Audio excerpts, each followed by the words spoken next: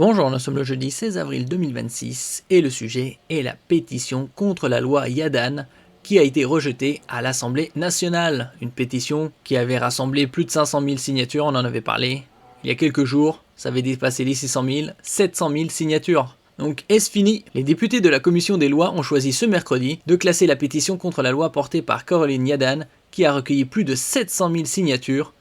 Un choix justifié par l'examen à venir de la proposition de loi elle-même, prévue a priori ce jeudi dans l'hémicycle de l'Assemblée nationale. L'Assemblée nationale n'examinera pas en séance publique la pétition non à la loi Yadan.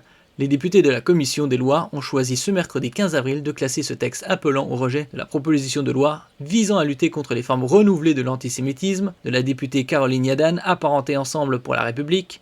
Cette pétition avait reçu plus de 700 000 signatures depuis son dépôt sur le site de l'Assemblée nationale le 18 février dernier. N'oubliez pas de vous abonner pour plus de news nationales, européennes et internationales sur ce monde dans lequel nous vivons. Cet important nombre de signatures aurait pu permettre d'organiser un débat autour de la pétition dans l'hémicycle de l'Assemblée nationale. Mais la commission des lois a donc voté contre cette possibilité, 30 députés pour le classement, 21 députés pour l'examen. Le classement de la pétition entraîne son rejet pur et simple. Donc plus de 700 000 personnes signent cette pétition, quelques dizaines de députés votent, et c'est classé, c'est fini. Ce classement avait été demandé en ouverture de séance par le rapporteur Pierre Cazeneuve, Ensemble pour la République, qui a expliqué que le débat sur la proposition de loi elle-même aurait bien lieu dans l'hémicycle de l'Assemblée nationale, lors de son examen prévu à partir de ce jeudi. Pas de droit de veto préventif. Ce serait parfaitement redondant d'avoir un débat sur un débat qui va déjà avoir lieu à l'Assemblée, a expliqué Pierre Cazeneuve. Une position partagée par le député Johan Gillet, Rassemblement national, qui juge nécessaire de ne pas affaiblir la cohérence de la procédure parlementaire, ou par Philippe Latombe, les démocrates, qui a relevé que la Constitution ne reconnaît aucun droit de veto préventif ou d'interruption citoyenne. La députée Ensemble pour la République, Laure Miller, a pour sa part remis en cause la portée de la pétition, qui se fonde sur une propagande mensongère, entre guillemets. Ce n'est pas un élan populaire, c'est un déclenchement militant à la demande orchestré par des acteurs connus, la LDH, la CGT, BDS France et la France Insoumise, a dénoncé l'élu de la Marne. C'est dans ce contexte que nous examinons aujourd'hui cette pétition. Et soyons directs, notre groupe, Ensemble pour la République, estime qu'elle ne mérite pas d'être examinée sérieusement. Non pas parce que les préoccupations des citoyens qui l'ont signée seraient illégitimes, elles ne le sont pas, mais parce que le texte qu'ils ont signé, lui, ne l'est pas. Cette pétition s'attaque à un texte qui n'existe pas. Elle critique l'exposé des motifs initial, qui n'a pas de valeur législative, d'une loi profondément remaniée en commission dès janvier dans un travail transpartisan, s'appuyant sur le Conseil d'État et auquel d'ailleurs ont contribué les groupes de gauche. Elle est juridiquement caduque avant même d'être examinée. Si on peut s'écouter, je pense que ça serait intéressant. C'est pas votre truc, je sais, mais ça peut être bien. Merci. Cette pétition, les signatures affichées ne sont pas le fruit d'une mobilisation spontanée. 4 pics distincts, chacun coïncidant avec une intervention organisée identifiable, activation de la plateforme LDH, rumeur d'avancement du texte, vote de la Knesset sur un sujet sans lien avec notre loi.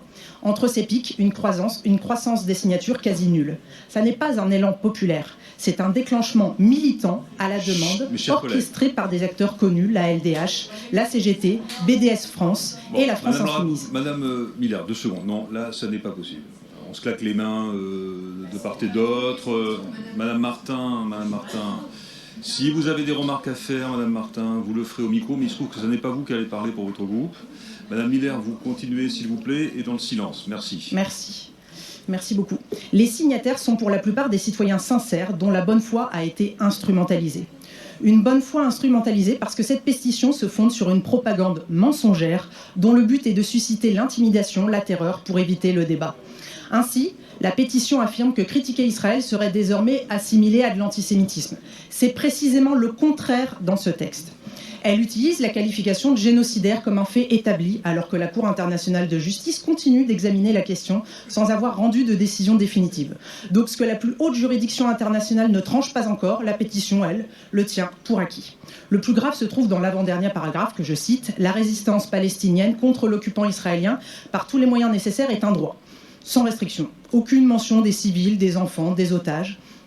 En 2026, après le 7 octobre. C'est pas un oubli, c'est un choix. La représentation nationale ne peut pas donner le sentiment de cautionner, même indirectement, des positions qui flirtent avec l'apologie du terrorisme. Enfin, on nous permettra de noter une contradiction qui mérite d'être nommée. Les groupes qui ont systématiquement obstrué le débat parlementaire et qui continuent d'ailleurs, mais sur ce texte en l'occurrence, multipliant les amendements dilatoires, allongeant les discussions au-delà du raisonnable, sont aujourd'hui les mêmes qui nous demandent d'examiner en priorité cette pétition. D'un côté, le blocage de la délibération démocratique, de l'autre, son invocation à des fins tactiques. On appelle cela instrumentaliser les institutions et pas les défendre. Pour toutes ces raisons, nous appelons au classement de cette pétition et à consacrer enfin nos travaux au fond, à la lutte contre l'antisémitisme qui en a besoin et aux textes réels, pas aux fantômes que ses opposants lui ont substitués. Donc nous verrons par la suite qu'est-ce que ça donne, ce débat à l'Assemblée nationale, courant jeudi 16 avril 2026.